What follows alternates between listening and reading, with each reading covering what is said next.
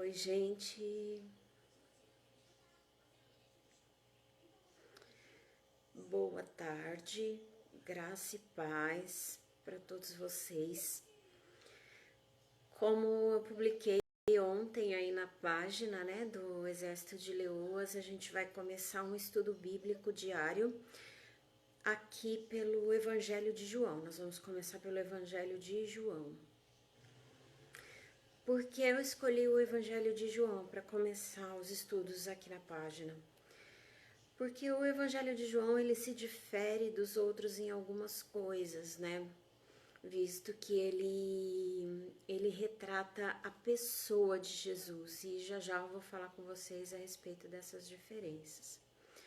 Antes de tudo, para a gente começar, é legal que você sempre esteja com a sua Bíblia nas mãos, um caderno, de repente, de anotação. Se você tiver o hábito de ter uma Bíblia de estudos, também é legal.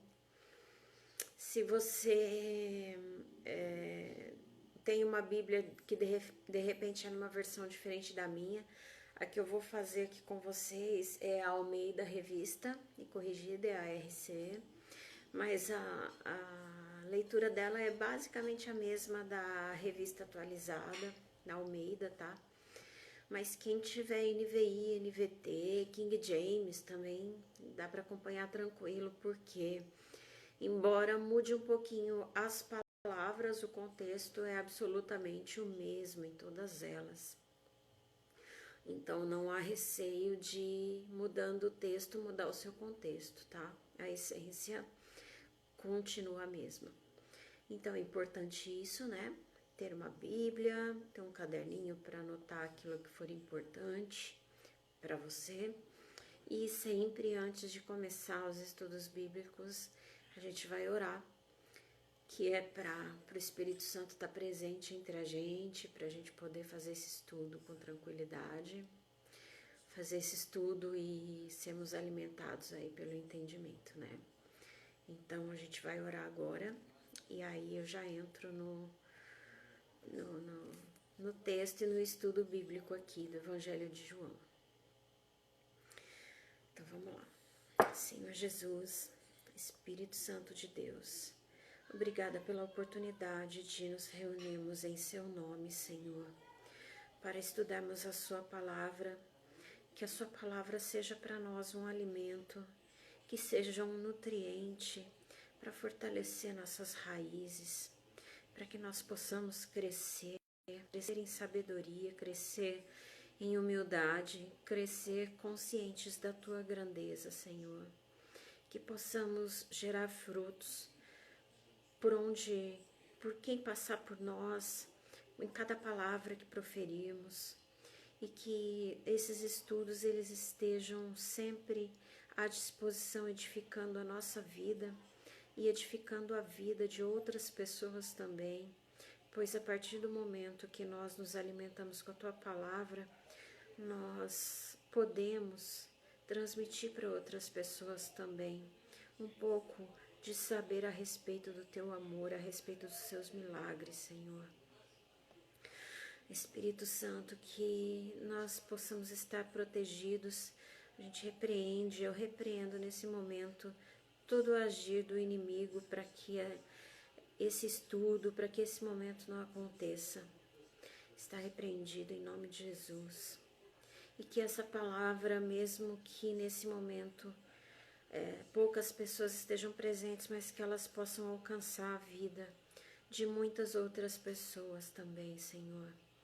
Porque ela vai ficar aqui, ela vai ficar no YouTube e eu acredito de coração que essa palavra ela vai edificar a vida de muita gente, porque a intencionalidade dessa palavra é demonstrar a todos o teu poder, a tua autoridade, o teu amor, a tua virtude, a tua glória, a tua graça, a tua misericórdia, a tua soberania, Senhor. Como o Senhor é grandioso, como o Senhor é maravilhoso, como o Senhor é milagroso. O nosso grande eu sou, o Rei dos Reis, Senhor dos Senhores.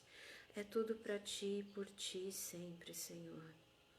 E nós te agradecemos mais uma vez pela oportunidade. Em nome de Jesus, amém. Bom, gente, vamos lá. Primeira coisa, eu separei algumas informações importantes aqui. Por que começar pelo Evangelho de João? O Evangelho de João, gente, ele se difere dos outros, como eu já disse, pelo simples fato dele retratar a pessoa de Jesus. Enquanto que os outros 3 evangelhos do Novo Testamento, e a gente está falando sobre Mateus, Marcos e Lucas, eles são evangelhos sinópticos, ou seja, eles têm conteúdos semelhantes, eles tratam de muitas semelhanças ali sobre a trajetória de Jesus, o ministério de Jesus até a sua ressurreição. E então o Evangelho de João ele se difere justamente nesse sentido, porque enquanto Mateus foi escrito para os judeus para provar que Jesus é o rei dos judeus, Marcos foi escrito para os romanos para provar que Jesus é o servo que trabalha, faz, realiza milagres, opera milagres.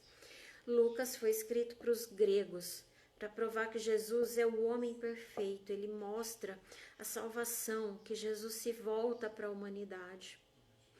Enquanto que esses evangelhos retratam sob esses prismas, essas vertentes, porque eles queriam atingir um povo específico a respeito da existência de Jesus, o Evangelho de João ele foi escrito para judeus e para gentios, ou seja, para todos, né? Porque quem não era judeu era gentil, né? Se você for fazer um estudo aí do Velho Testamento, você vai ter certeza aí dessa afirmação. Então ele é um evangelho universal, ele não foca num grupo específico de pessoas. Ele só tenta provar, e ele prova, e eu vou mostrar para vocês isso, que Jesus é o Filho de Deus e que a fé nele que nos traz a vida eterna. Então é um evangelho que tem a perspectiva da eternidade. É um evangelho que ele mostra o DNA de Deus que é Jesus Cristo. Isso é muito maravilhoso, né? Muito, muito espetacular. O Evangelho de João é o evangelho mais lido no mundo. É o livro da Bíblia que é mais lido no mundo todo. E embora pareça um evangelho muito fácil, porque fala muito de amor, ele é notadamente o que tem um conteúdo mais complexo. Porque quando você começa a destrinchar ali, você começa a perceber coisas maravilhosas a respeito tanto dos mistérios de Jesus, quanto dos milagres de Jesus, quanto da vida de Jesus, né? Então, é um evangelho bastante complexo, que nós precisamos estar assim, mergulhados nele, estudá-lo mais de uma vez, né? E aí, como a gente já falou sobre o evangelho, né, a sua diferença diante dos outros evangelhos, agora a gente fala um pouco sobre quem é o autor, né? João, o autor desse evangelho maravilhoso. E aqui a gente fala, fiz um resuminho aqui. João era Zebedeu, filho de Salomé, irmão de Tiago. E Tiago era um empresário da pesca na Galileia. Ali ele era bastante amigo de Pedro, né? Conhecia muito Pedro. E dizem, né, que a sua mãe era irmã de Maria.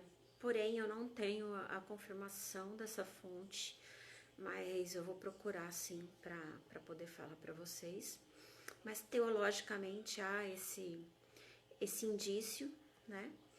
E era um dos discípulos notadamente também mais próximos de Jesus, né? João ele esteve com Jesus em situações muito, muito, muito importantes, em momentos muito marcantes da trajetória de Jesus.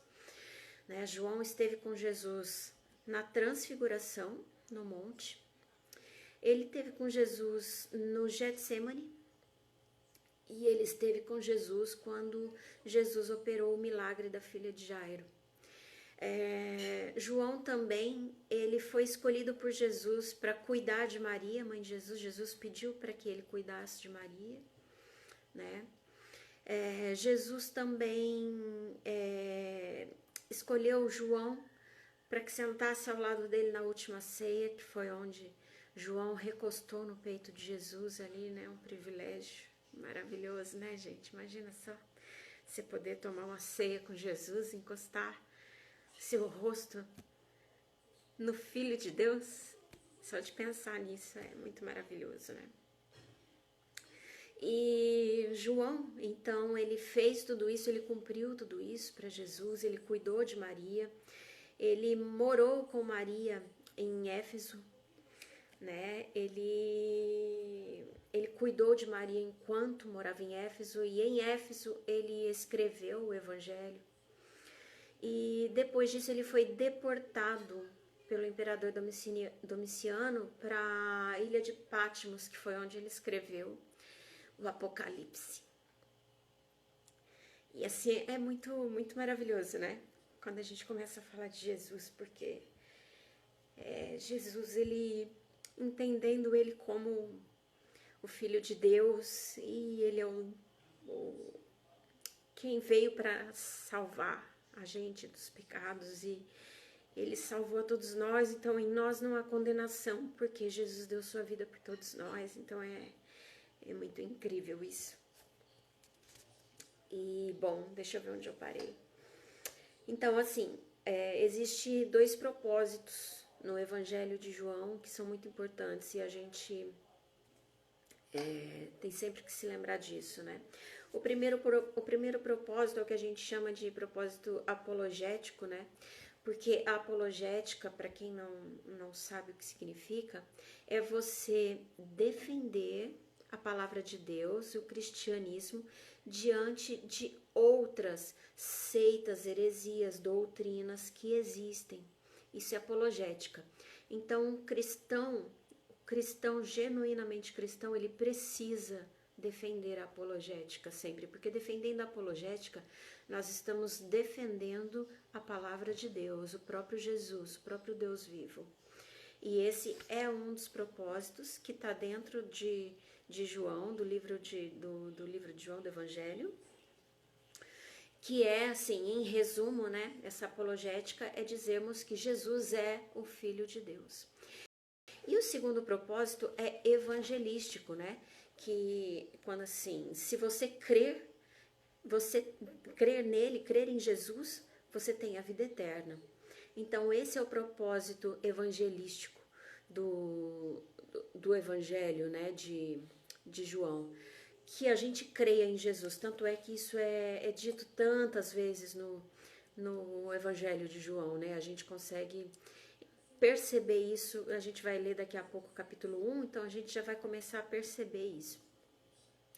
É um evangelho que reúne, provavelmente, propositalmente, 7 milagres, e por 7 vezes ele menciona eu sou o pão da vida, eu sou a videira verdadeira, e várias outras situações que a gente vai ler ali dentro do Evangelho de João. Hoje a gente vai ler só o capítulo 1, porque eu estou dando essa introdução aqui, então a gente vai ler só o capítulo 1, mas aí amanhã a gente lê o 2 e o 3, tá? Em resumo, esses propósitos aí do Evangelho de Jesus são para levantar a soberania de Jesus, tá bom? Então, por isso que tem esse propósito apologético e esse propósito evangelístico. Bom, terminei aqui, eu tinha até feito uma colinha, né? Eu acho que eu passei tudo a respeito de João, a respeito do Evangelho, do propósito e tudo, e agora a gente vai diretamente aqui para leitura do Evangelho. Então, o Verbo se fez carne. Repito, a minha Bíblia aqui é a Almeida, tá? É a Almeida revista e corrigida, mas pela atualizada por outra Bíblia, todo mundo consegue acompanhar. No princípio era o Verbo, e o Verbo estava com Deus, e o Verbo era Deus. Ele estava no princípio com Deus. Todas as coisas foram feitas por ele, e sem ele nada do que foi feito se fez. Nele estava a vida, e a vida era a luz dos homens. E a luz resplandece nas trevas, e as trevas não a compreenderam. Houve um homem enviado de Deus, cujo nome era João. Este veio para testemunho, para que testificasse da luz, para que todos crescem por ele. Bom, a gente vai parar aqui no versículo 1 do capítulo 1, do versículo 1 ao 5, para a gente falar exclusivamente sobre Jesus. Aqui em João, a gente consegue perceber no início que no princípio era o verbo, e o verbo estava com Deus, e o verbo era Deus. Aqui, João está dizendo que lá no início, lá em Gênesis, na criação do mundo, Jesus já existia, antes mesmo da criação do mundo. Por isso que a gente fala sobre Jesus como eternidade, né? Jesus é a eternidade, porque ele já existia muito, mas muito, muito antes do mundo ser mundo. Então ele já fazia parte ali daquele momento com Deus.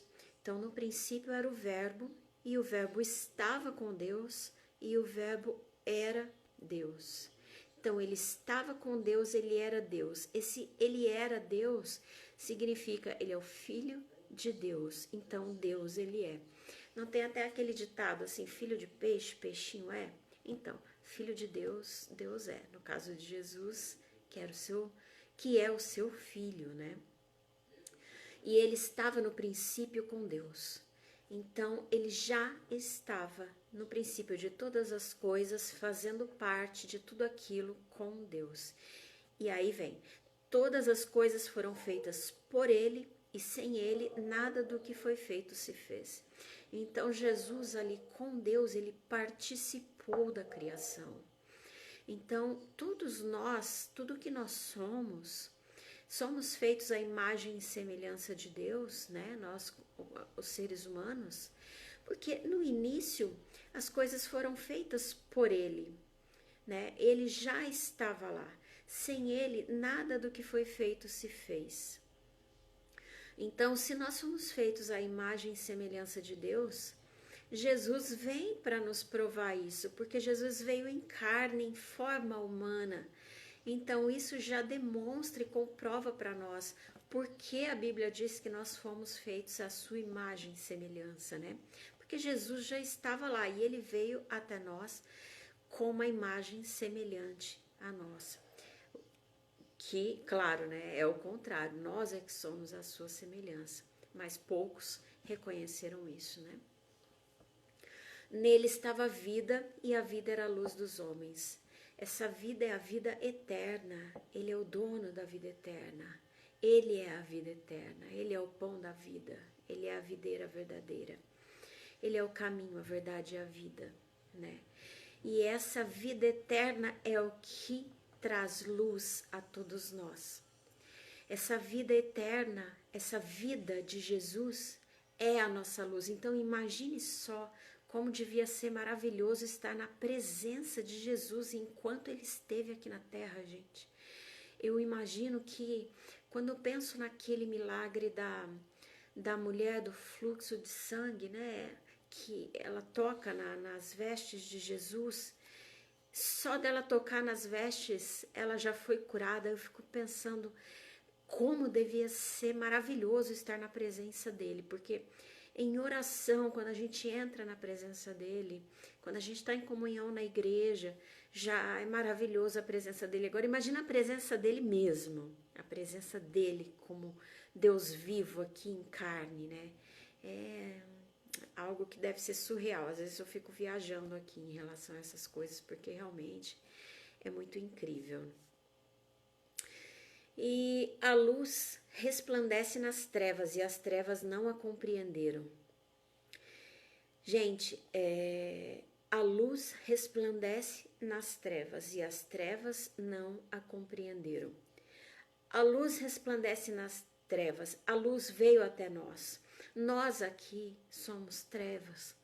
Às vezes é até difícil a gente pensar sobre isso, né? Mas quando a gente não conhece a Deus, quando a gente não recebe a Deus e não entende que nós precisamos crer que a nossa fé nele é quem nos salva e nos transforma, nos leva a sermos filhos de Deus, nós estamos nas trevas. E a luz veio e ela resplandeceu sobre as trevas, ou seja, ele veio, aquela luz estava entre nós. Então, quem quisesse ser luz era só se chegar à luz e ficaria livre das trevas, porque a luz, ela basta você acender um interruptor para você saber o que significa a luz, né? A luz, ela tira a escuridão completamente, ela domina o ambiente. E isso devia ser assim, naquele momento em que Jesus chegou aqui e que ele foi ali, recebeu o Espírito Santo e o poder do Espírito Santo, ele devia estar assim, numa luz, assim, uma coisa grandiosa, maravilhosa. Então ele veio, porém, as trevas não a compreenderam. Que é o que aconteceu, né? Que a gente acompanha nos evangelhos, aí a gente vê sobre o ministério de Jesus, quanta gente lhe virou as costas, quanta gente não acreditava nele, zombavam dele, enfim, né? A gente já conhece essa história. Bom, aí agora a gente vai entrar na história de João Batista, do versículo 6 aqui em diante. Então vamos lá, vou ler de novo. Houve um homem enviado de Deus cujo nome era João. Aqui é João Batista, tá, gente? Este não é o João que escreveu o Evangelho, é João Batista. Este veio para testemunho, para que testificasse da luz, para que todos crescem por ele. Então aqui a gente conhece o propósito de João Batista. Ele veio para testemunhar, para testificar a luz, para testificar sobre Jesus, para que todos crescem por ele. Então, João Batista, ele tinha aproximadamente 6 meses mais velho só que Jesus, né? Era filho de Isabel, e Isabel, inclusive, recebeu Maria na sua casa quando Maria contou para ela que foi visitada pelo anjo Gabriel e que o Espírito Santo havia lhe escolhido para ser a mãe do Filho de Deus, né? E aí aqui deixa bem claro, ó, João Batista não era ele a luz, mas veio para que testificasse da luz. Por que está escrito isso aqui? Porque as pessoas na época, elas acreditavam que João Batista, como ele já pregava e já preparava o caminho para a vinda do Messias, as pessoas achavam que ele era o Messias. Né? Muitas pessoas, porque qual é o problema do ser humano? O problema do ser humano é o seguinte, quando você aparece diante de alguém, as pessoas querem te rotular a algo. Então, olha só, daqui a pouco vocês vão ver o que aconteceu aqui. As pessoas perguntavam, mas você é o profeta? Você é o Messias? Você é o Elias? Quem você é? As pessoas queriam que João dissesse quem ele era a qualquer custo, mas ele não veio para ser, ele veio para testificar e para testemunhar. Então, o propósito dele não estava em ser, mas estava em testificar ali a vinda de Jesus, a vinda do Messias, né? Porque até então, Jesus, ele viveu estudando, obviamente, profundamente as Escrituras Sagradas, mas o ministério dele começou, acredito que com 26, 27 anos, que foi quando ele foi batizado. Durou 3 anos, mais ou menos, o ministério dele, né? Então, antes disso, o João Batista ele já estava ali, as pessoas já conheciam, já se batizavam com ele. E por isso as pessoas tinham essa crença de que ele era o Messias, o enviado de Deus, o Filho de Deus. E aí aqui, né? Não era ele a luz, mas veio para que testificasse da luz. Ali estava a luz verdadeira que alumia a todo homem que vem ao mundo. Estava no mundo e o mundo foi feito por ele e o mundo não o conheceu. Aqui sim a gente volta para a figura de Jesus, porque Jesus era a luz verdadeira, que alumia todo o homem que vem ao mundo. Todo aquele que nele crê terá a vida eterna, né? E estava no mundo, que foi criado por ele, e esse próprio mundo não o conheceu, não reconheceu quem era Jesus. Meu Deus, imagina, né? Então a gente começa a estudar o Evangelho de João e a gente começa a desfragmentar aqui as pecinhas, você começa a entender, fala, meu Deus, como Jesus era não, né? Ele é óbvio, mas eu digo assim, Jesus o homem, né? É aquela figura grandiosa, é aquela figura tão poderosa diante de tantas pessoas e não puderam reconhecer que ele foi aquela pessoa que Moisés profetizou a respeito dele, Davi profetizou a respeito dele, Isaías, Jeremias, Elias, nossa gente, Ezequiel. E assim, a gente imaginar que Jesus esteve ali e que a maioria não creu nele naquele momento é quase inacreditável, né? Veio para o que era seu e os seus não o receberam. Veio para o que era seu e os seus não o receberam, ou seja, todas as coisas foram feitas por ele, sem ele nada do que foi feito se fez. Nós fomos feitos por ele, para ele. E aí ele veio aqui para viver o que era seu, a sua própria criação, e a sua própria criação não o aceitou.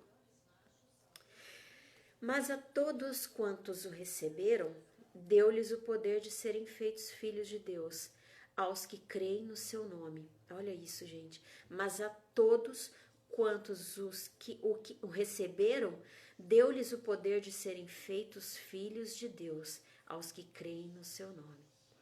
Quem crê em Jesus, quem recebe a Jesus, é considerado filho de Deus. Gente, o texto ele é bem claro. Se você não crer, se você não receber como filho de Deus, Jesus Cristo como filho de Deus, você não recebe esse direito de ser o filho de Deus, tá?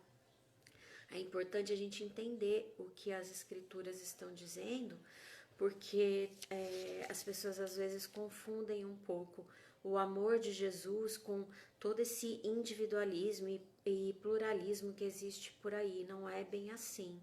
Existem alguns critérios que Deus nos deixou, e inclusive ele enviou o seu Filho unigênito para que a gente possa saber quais são. Ele veio corroborar esses critérios todos, para a gente poder entender como é que a gente faz, o que é que a gente tem que fazer para ser filho de Deus.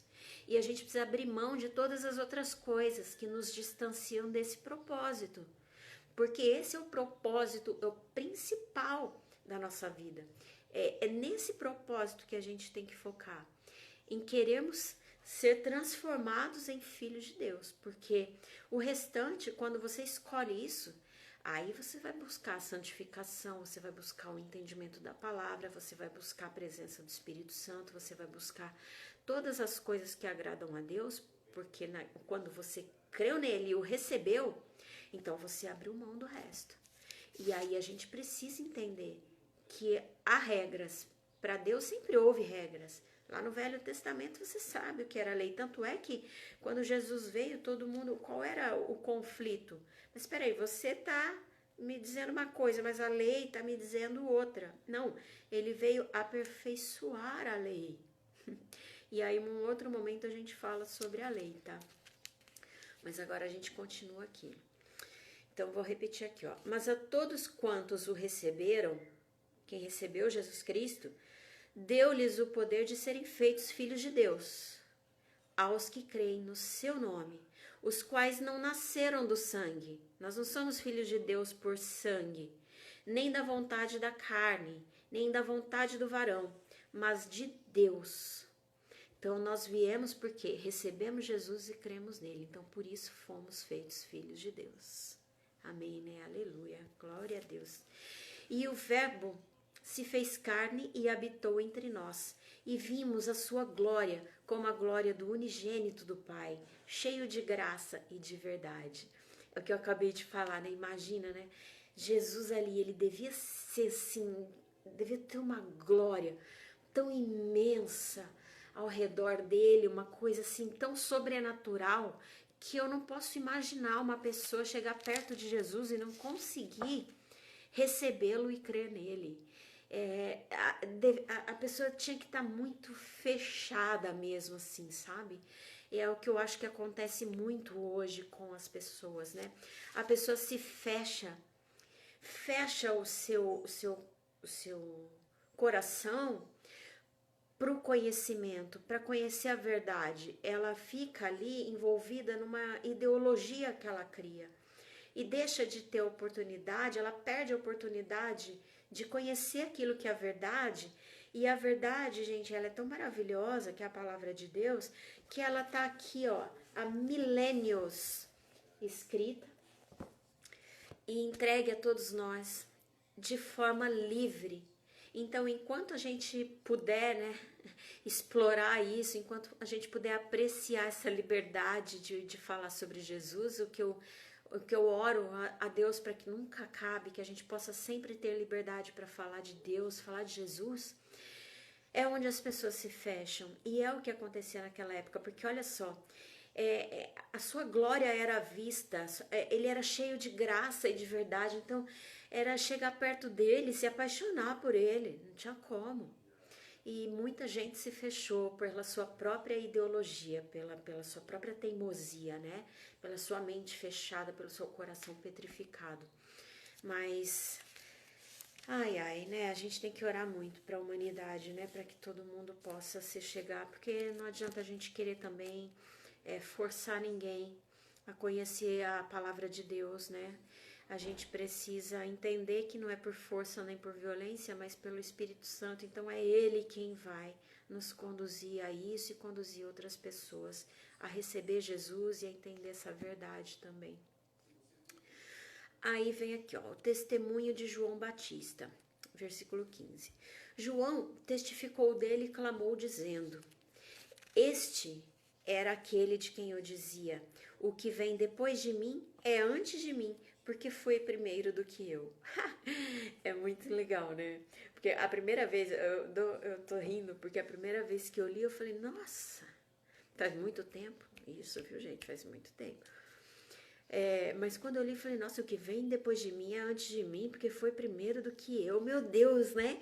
Pra quem não entende, pensa, é uma loucura, né? Mas ele foi antes de mim, depois de mim, e primeiro do que eu. Mas é claro, gente, é porque na criação do mundo Jesus estava lá já.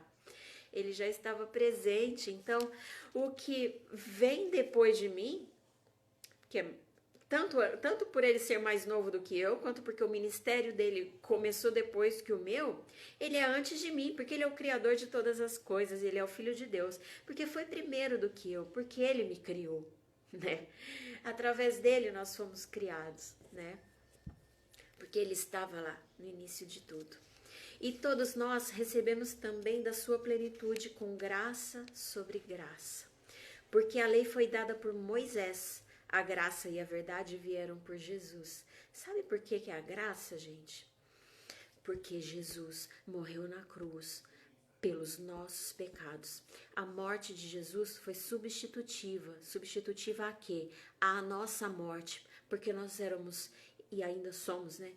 Tão pecadores, nós ainda vivemos tanto diante do pecado que precisou de um homem com todo o poder, com toda a virtude, com tudo que ele era, com tudo que ele representava naquele momento, para morrer por nós, para nos salvar. Ou era ele ou eram todos nós. Vocês estão entendendo? E foi ele foi lá, ele veio, ele cumpriu essa promessa, ele cumpriu esse propósito, esse propósito que ele tinha de nos salvar. E isso se deu pela graça. Pela graça por quê, gente? Porque foi dado a nós, foi um presente a todos nós. Nós somos presenteados com a morte de Jesus para a salvação dos nossos pecados. E isso é a graça de Deus sobre nós. Então, por isso que é com graça sobre graça, porque a lei foi dada por Moisés e a graça e a verdade vieram por Jesus. Deus nunca foi visto por alguém. O Filho unigênito que está no seio do Pai, este o fez conhecer. Já diz por si só, né? E este é o testemunho de João, quando os judeus mandaram de Jerusalém sacerdotes e levitas para que lhe perguntassem: quem és tu? Então aí vem a importância de João, para que ele veio, né? Para testemunhar sobre Jesus, e aonde ele diz: e confessou João Batista, e não negou, confessou: eu não sou o Cristo. E perguntaram-lhe: então quem és, pois? És tu Elias? E disse: não sou. És tu o profeta? E respondeu: não. Disseram-lhe, pois, quem és, para que demos resposta àqueles que nos enviaram? Que dizes de ti mesmo? Disse: eu sou a voz do que clama no deserto. Endireitai o caminho do Senhor, como disse o profeta Isaías. E os que tinham sido enviados eram dos fariseus, e perguntaram-lhe e disseram-lhe: por que batizas, pois, se tu não és o Cristo, nem Elias, nem o profeta? Parando aqui só para fortalecer o que eu disse antes, né? As pessoas querem um rótulo, né? Quer saber quem você é, né? Ah, você é quem? Você é filho de quem? Você faz o quê? Qual é a tua profissão? Calma aí, gente, que tem alguém que tá aqui, ó. Tá aqui acima da gente. Então, é isso que João Batista veio mostrar, entendeu? Não, eu não sou ninguém. E aí ele já vai dizer isso aqui. João respondeu-lhes dizendo: eu batizo com água, mas no meio de vós está um a quem vós não conheceis. Este é aquele que vem após mim, que foi antes de mim, do qual eu não sou digno de desatar as correias das sandálias. Nossa, gente. Ai, meu Deus, é muito maravilhoso, né? Eu não sou digno de desatar as correias das sandálias. Eu acho que, eu já disse que eu acho que eu não teria coragem de encostar a mão nele, porque o Jesus, para mim, ele é tão magnífico que eu teria medo, ele teria que me autorizar para eu encostar um dedo na roupa dele, entendeu, gente?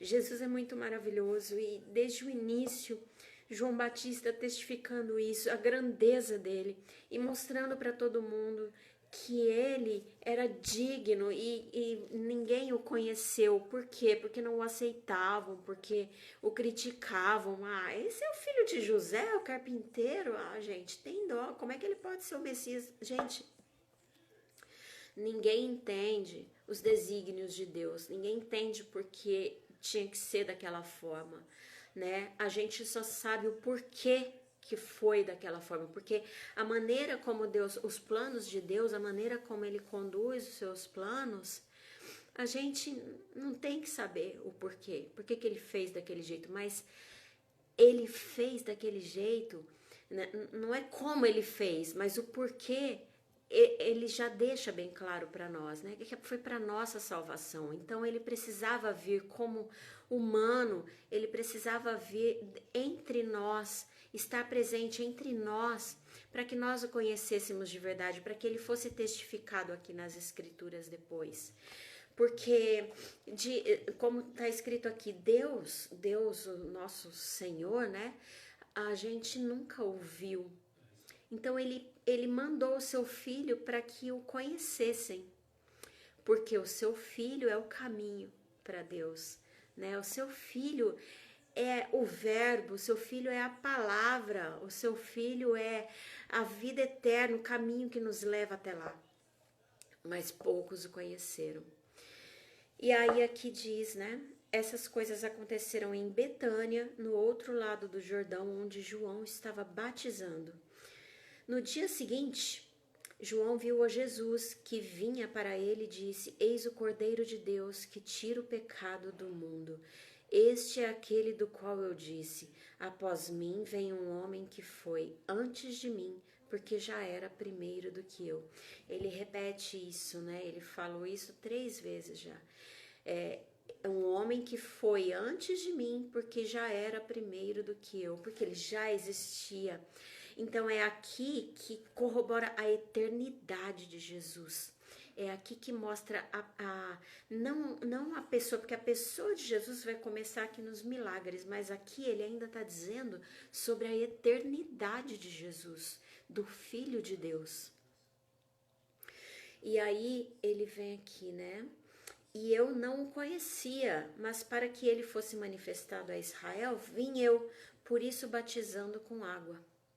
E João testificou, dizendo: eu vi o Espírito descer do céu como uma pomba e repousar sobre ele. E eu não o conhecia, mas o que me mandou a batizar com água, esse me disse: Sobre aquele que vires descer o Espírito e sobre ele repousar, esse é o que batiza com o Espírito Santo. E eu vi e tenho testificado que este é o Filho de Deus. Então, assim, João Batista, ele começou o seu ministério batizando e testificando a vinda do Messias. Ele pregava a vinda do Messias. E ele recebeu de Deus uma mensagem de que olha só, ele já sabia que ele ia batizar Jesus, porque Deus disse para ele, né, sobre aquele que vires descer o Espírito Santo e sobre ele repousar, esse é o que batiza com o Espírito Santo. Jesus, ele foi batizado nas águas por João Batista. João Batista, até no momento, ele não queria batizar Jesus, né, porque ele pensou, meu Deus, mas eu te batizar, eu que deveria ser batizado por você, não eu te batizar. Mas já fazia parte ali do propósito de Jesus, do ministério de Jesus. E João Batista, no seu íntimo, ele já sabia disso, porque Deus já tinha dito para ele que aquele que ele visse descer sobre ele o Espírito e sobre ele repousar, esse era o Filho de Deus, né? Então, já era um preparo de Deus, né, que João Batista batizasse várias pessoas, já para mostrar para as pessoas, né, a vinda de Deus, já para falar sobre a vinda ali de Jesus, do Filho de Deus. E num determinado momento, aquela condição, né, de João Batista de batizar, chega ao ponto em que Jesus se encontra com ele. Até o momento ele não conhecia Jesus, né? Ele vivia no deserto, né? João Batista vivia no deserto, então provavelmente ele ainda não tinha se encontrado com Jesus ali.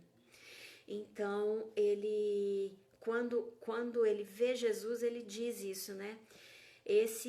Eu não conhecia, mas Deus já tinha falado para mim que sobre ele o Espírito Santo viria e sobre aquele que ele repousasse era o Filho de Deus. Então, quando João Batista vê Jesus, ele já sabe, né? Mas aí vem o batismo e vem ali, desce o Espírito Santo sobre ele, e aí sim ele tem aquela certeza e começa a testificar, então, com base naquele acontecimento ali, que Jesus era o Filho de Deus. E aí aqui, isso foi em Betânia, né? Agora vem os primeiros apóstolos de Jesus. No dia seguinte, João estava outra vez ali na companhia de 2 dos seus discípulos. E vendo passar a Jesus, diz: eis aqui o Cordeiro de Deus. E os 2 discípulos de João Batista ouviram-no dizer isso e seguiram a Jesus. Então, assim, poxa, se ele é o Messias, então é com ele que eu quero estar, né? Então já foram ali com Jesus.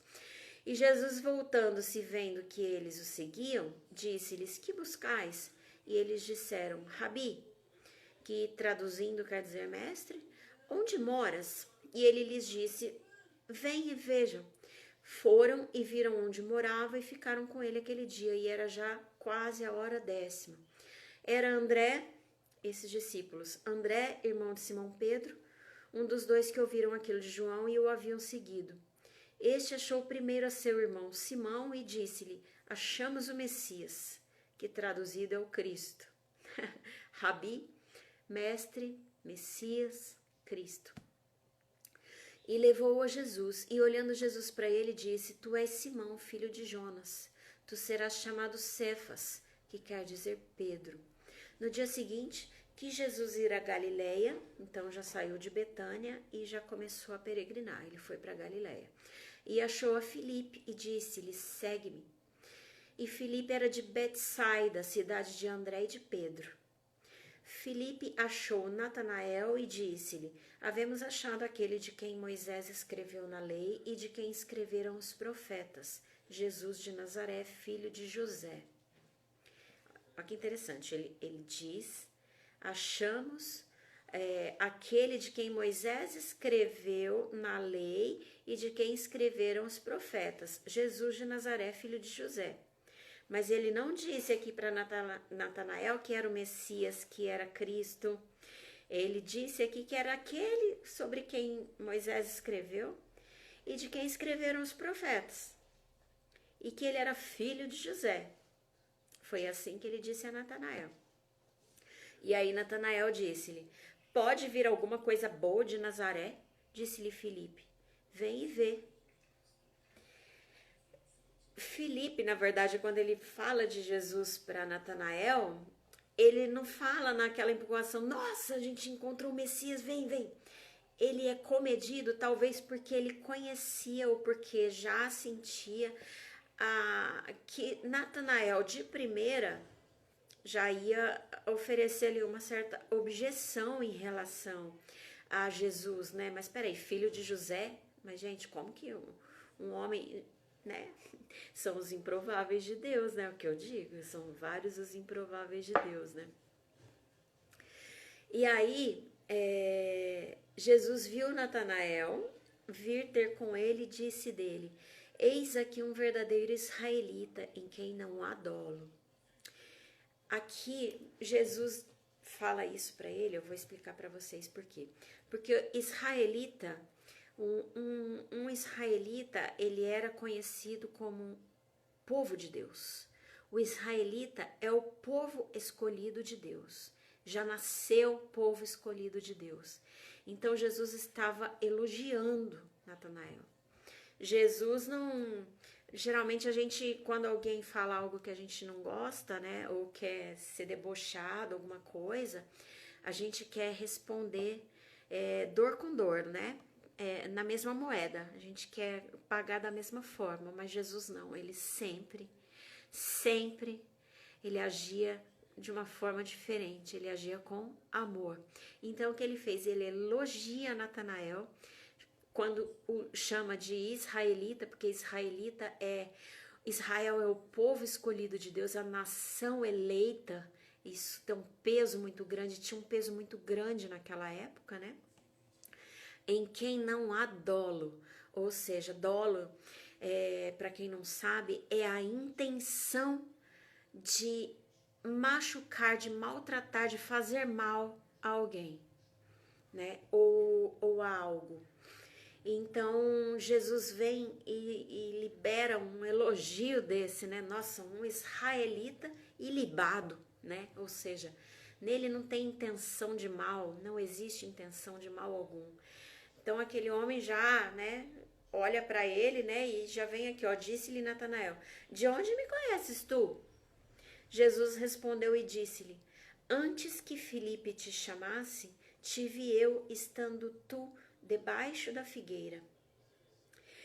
E aí, quando a gente estuda um pouquinho da teologia, que tem esse aprofundamento nas escrituras, e o que significa Jesus ter dito que o viu debaixo da figueira. Jesus não estava ali, ele estava em Betânia, ele não tinha ido para lá ainda, né? Jesus ainda não tinha saído da sua cidade, do seu lugar.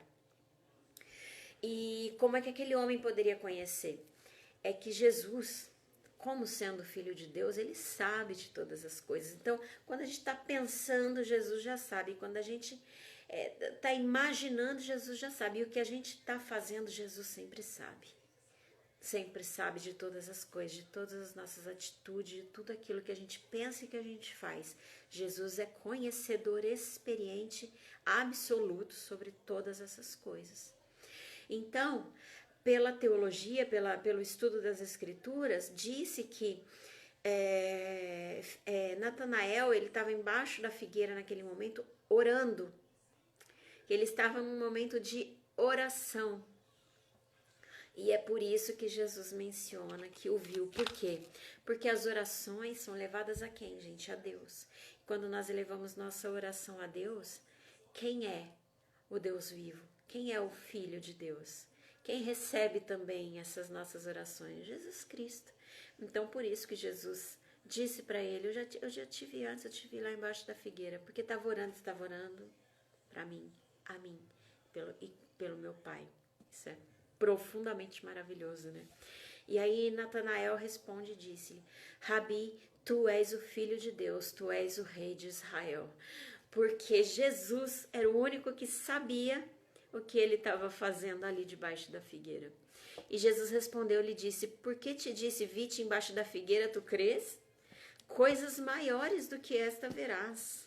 E disse-lhe: na verdade vos digo que daqui em diante vereis o céu aberto e os anjos de Deus subirem e descerem sobre o Filho do Homem. Gente, para finalizar essa partezinha, né, que eu vou te falar, que eu acho que aqui no primeiro capítulo de João, do 1 ao 5, que diz quem é Jesus, e esse dos 50 ao 51, é a parte mais fantástica desse capítulo.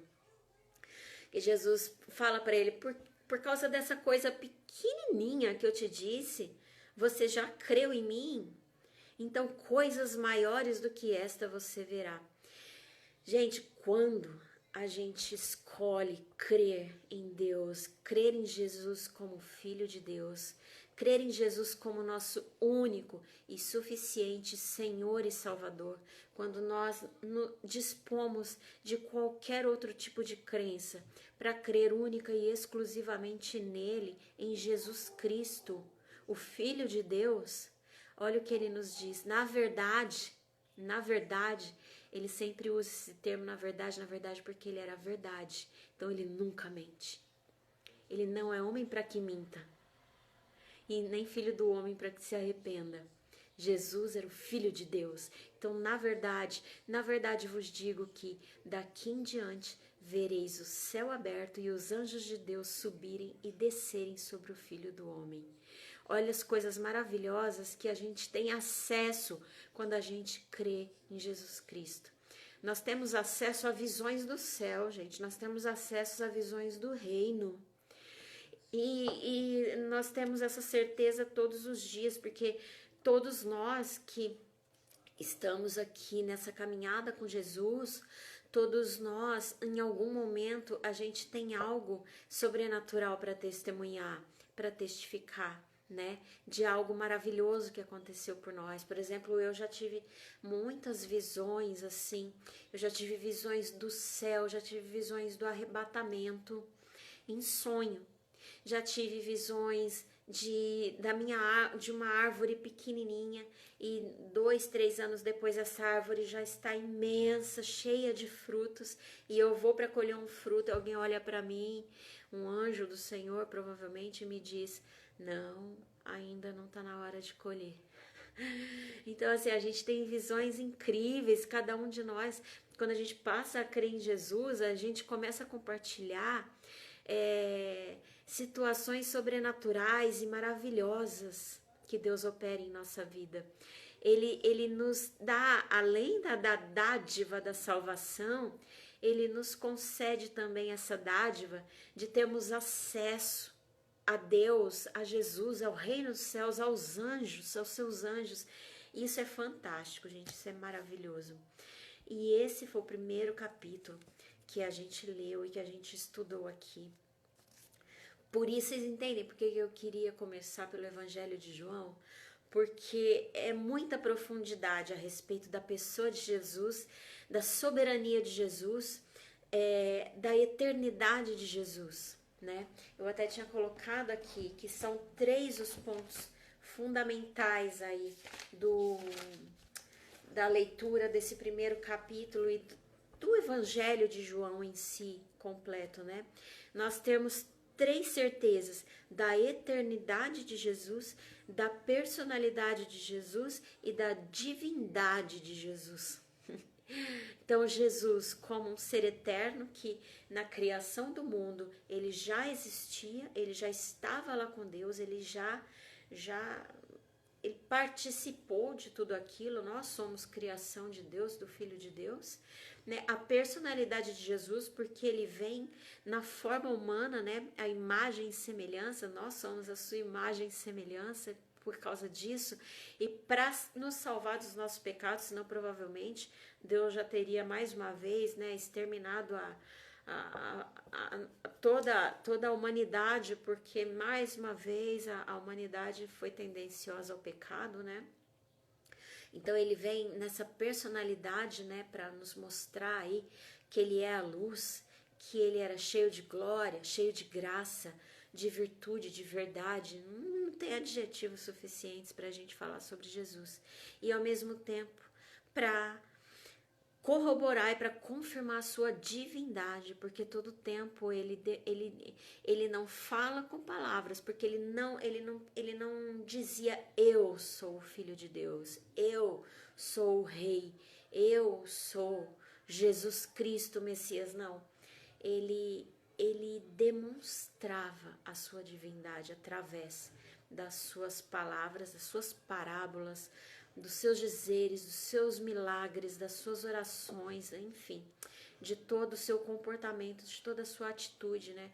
Então isso também fica de exemplo para nós, né? Para que a gente seja menos assim, menos diplomático, né? Menos de apontar no peito e querer mostrar para as pessoas as nossas virtudes. Desde que as nossas atitudes falem por si só, né?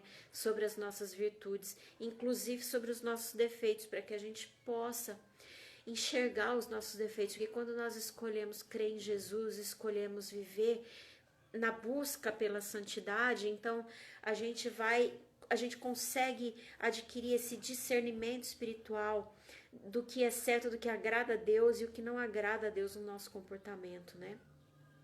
E isso é muito, muito maravilhoso. Então fica essa reflexão, né? E a gente entender que Jesus, ele é soberano, ele é eterno, ele é divino e ele é maravilhoso. E é isso o que nós vamos aprender aqui no Evangelho de João. A grandeza, a soberania de Jesus como pessoa, né? Porque foi isso que João veio pregar para todos nós com o evangelho dele. Por isso o evangelho dele se difere 90% dos outros 3 evangelhos que são sinópticos, né? São semelhantes ali, falam das mesmas coisas, querem provar situações semelhantes para povos diferentes, mas João é o evangelho universal, o evangelho que é para todo mundo, é para todos nós, é para judeus, para gentios, é para todo mundo, para quem quiser conhecer a essência de Jesus, o Filho de Deus. E, gente, eu fico muito feliz, assim, de dar início a esse estudo. Amanhã eu tô aqui novamente, vai ser mais curto, porque hoje, como eu disse, eu fiz uma introdução ali no começo, né, falando sobre o porquê de começar, o que o diferencia do evangelho, quem era João, né? Porque às vezes, quando eu comecei, que eu não nasci cristã como eu sou hoje, né? Convertida, nasci católica, numa família católica. Depois a minha família mudou aí de religião, então tem muita coisa, muitas religiões diferentes lá dentro. Então, quando eu li a Bíblia pela primeira vez, eu falei, nossa, mas tem o Evangelho de João, tem livro de João, aí João batiza. Então, eu achava que era tudo um João só. Isso acontece no início, né? Especialmente para quem se converte e já vem e pega a Bíblia. Então, é por isso que eu quis trazer para minha vida esse propósito de gerar frutos e de compartilhar a palavra de Deus, para que eu possa ajudar as pessoas a desvendarem também, a elucidarem aí suas dúvidas, que também foram minhas e que eu ainda tenho muitas. Então, esse estudo ele vai me proporcionar também uma busca mais aprofundada a respeito da palavra de Deus, o que edifica a todos nós ao mesmo tempo, né? Então, por isso comecei esse estudo. Amanhã às 17 horas vai continuar. Vai ser um pouco mais curto, porque são 2 capítulos, o 2 e o 3, né? Que a gente vai fazer amanhã. Mas não vai se prolongar como esse se prolongou. Embora, assim, vamos sempre nos lembrar que falar sobre a palavra de Deus é escolher a melhor hora do nosso dia, porque a gente busca um tempo de qualidade com Deus, né? A gente tem tempo para ficar no Facebook, a gente tem tempo para ficar no Instagram, para ficar rolando ali, ó, timeline, né? A gente tem tempo para ficar conversando com uma amiga, a gente tem tempo para fazer academia, a gente tem tempo para assistir um filme, para tirar uma soneca e não tem 20, 30 minutos do dia para aprender um pouco mais sobre Deus, para construir um relacionamento, uma intimidade com o Senhor, então tem alguma coisa errada. Então a gente precisa sim rever as nossas prioridades, e mesmo que a gente entende, né, que tem muita gente que trabalha o dia todo, que tem gente que tem filhos, e realmente é muito escasso o tempo das pessoas, né? Mas procura colocar no teu tempo livre as suas prioridades. Antes, pergunta para si mesmo das suas prioridades. Ah, eu queria ler a Bíblia, mas eu vou pegar o celular só rápido um pouquinho aqui. Não, espera aí. Você sabe que se você pegar o celular não vai ser rápido. Meia hora você vai ver, já passou do seu dia. Então pega primeiro a Bíblia. Lê um pedacinho, sabe? Lê metade de um capítulo, não tem problema. Mas tira um tempinho de qualidade com Deus para você orar, para você levar para Ele suas necessidades, para você entregar para Ele, né, o seu amor, a sua gratidão, porque se hoje nós estamos vivos, se hoje nós estamos aqui, se nós recebemos a salvação, é porque Jesus, com a sua graça, a sua misericórdia, nos proporcionou isso. Então, não deixa de priorizar esse tempo de qualidade, sabe aquele momento que você vai sentar, tomar um café, comer um pãozinho, um pedacinho de bolo? Pega a Bíblia nesse momento, sabe? Se não tem outra hora do dia. Se você, eu vou jantar agora, se o teu tempo é no jantar, jantou, tira 5 minutinhos depois do jantar ou antes do jantar para ler a Bíblia. Eu vou ao banheiro. Gente, eu tive um professor que eu estudei direito, né? E o meu professor, que era juiz, ele falou que ele ia pro banheiro assim com o vademecum dele. Então, eu vou tomar banho, eu boto aqui no negócio. Eu vou fazer xixi, eu boto aqui no negócio. Então, assim,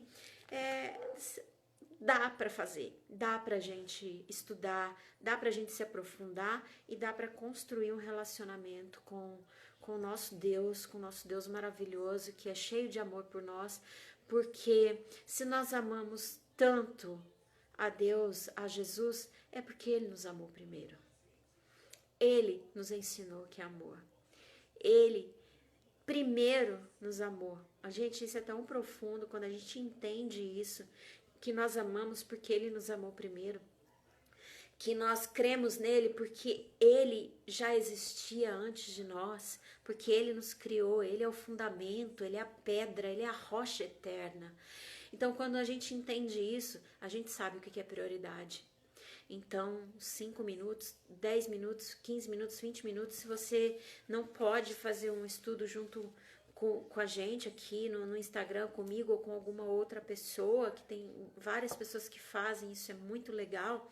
Então, faz sozinho no seu tempo, mas faça, porque Deus ama quando a gente busca a presença dEle, quando a gente busca um relacionamento verdadeiro com Ele, né? Não é um relacionamento só no momento em que a gente precisa, é um relacionamento de pai e filho realmente, sabe? É um relacionamento de amor, construir uma intimidade ali. Construir intimidade significa que você pode falar sobre tudo com Ele.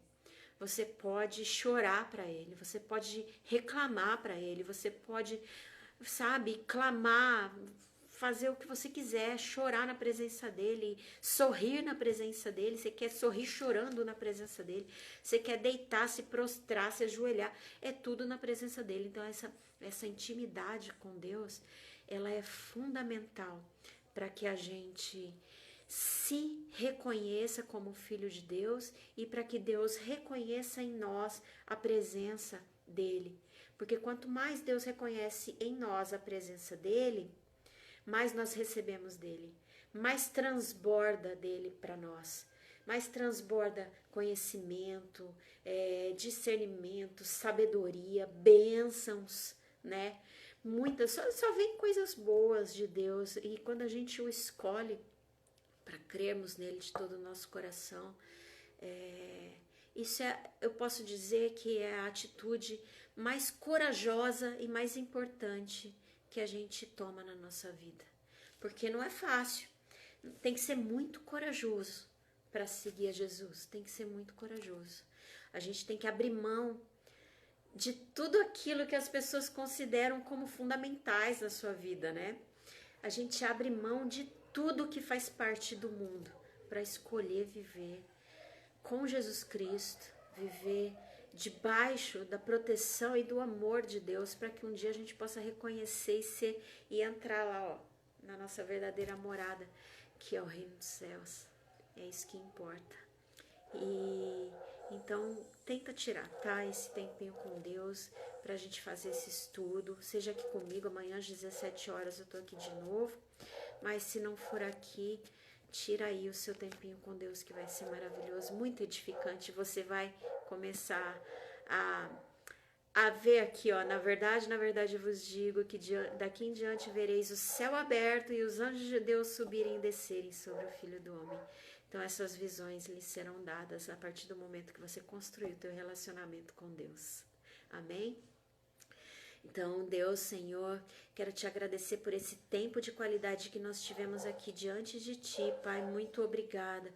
Muito obrigada por cada palavra, por cada evangelho, Senhor. Muito obrigada por esse livro sagrado que reúne tudo aquilo que nós precisamos para viver, todos os aconselhamentos que nós precisamos, todos os direcionamentos que nós precisamos, todas as lições, tudo aquilo que a gente precisa para viver aqui na terra de acordo com a Tua vontade, Deus. Então, muito obrigada por esse tempo, Pai. Espírito Santo, que o Senhor esteja conosco sempre, esteja nos guiando, nos protegendo, que nós possamos estar com seus anjos acampados ao redor de nós, protegendo-nos contra as setas e as ciladas e as armadilhas do inimigo que age covardemente, querendo distanciar os seus filhos da Tua presença, Senhor. Isso não será possível. Eu repreendo em nome de Jesus toda a artimanha do inimigo para desconstruir tudo aquilo que a gente vem construindo em Teu nome, Jesus. Obrigada, Pai. Obrigada por esse momento. Amanhã estaremos juntos aqui mais uma vez. Amém. Glória a Deus. Obrigada, gente. Muito obrigada por vocês que puderam dividir um pouquinho do seu tempo aqui comigo. Eu já imaginava que seriam poucas pessoas, porque a página ainda é pequena, mas eu acredito que Deus ama os pequenos começos. Ele disse lá em Zacarias capítulo 4, versículo 10, Deus ama os pequenos começos e a gente não pode ignorar os pequenos começos. Então eu acredito nos pequenos começos, e se a gente souber honrar Deus nas pequenas coisas, Ele nos honrará nas grandiosas, amém? Em nome de Jesus eu creio nessa palavra, porque foi Ele que nos deu essa palavra. E eu declaro essa palavra aqui, que essa página ela vai alcançar a vida de muitas pessoas, porque, gente, a internet não é só para bobagem. A internet a gente pode usar para o bem. A gente pode usar para não ficar conflitando com as pessoas, mas para a gente entregar aquilo que realmente é importante, aquilo que realmente vai edificar a vida das pessoas. Então vamos usar com esse propósito. Obrigada, gente. Obrigada mesmo. Deus abençoe a vida de todos. Um grande beijo e até amanhã.